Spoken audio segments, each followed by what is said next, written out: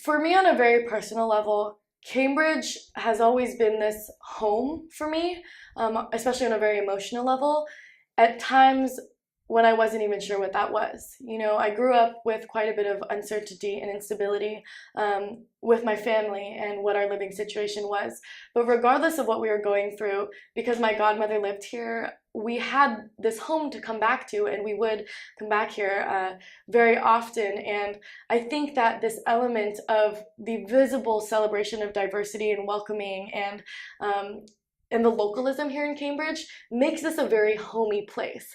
And I think, that's why it attracts so many tourists, because it's the type of city that you want to see and you want to experience, but it doesn't feel far-fetched. It's not a Times Square where you come in and you feel like you're in a different world. It's a city that you visit, and it has this home welcoming feel. And that's what Cambridge means to me. It's creating this sense of home and inclusion, even when people aren't really sure where their home is or what that means to them.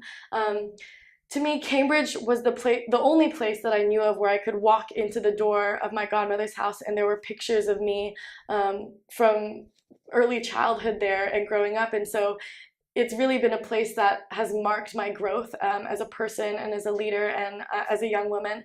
And I think that there's this sort of interesting paradox with Cambridge as a city, because it is a city that symbolizes this sort of beacon of hope and progress, especially with the universities here that attract so much learning, creativity, innovation, and growing business. And I think that on that one hand, it symbolizes this trajectory of moving towards the future in a very daring way, and creating new leaders and creating new citizens, global citizens.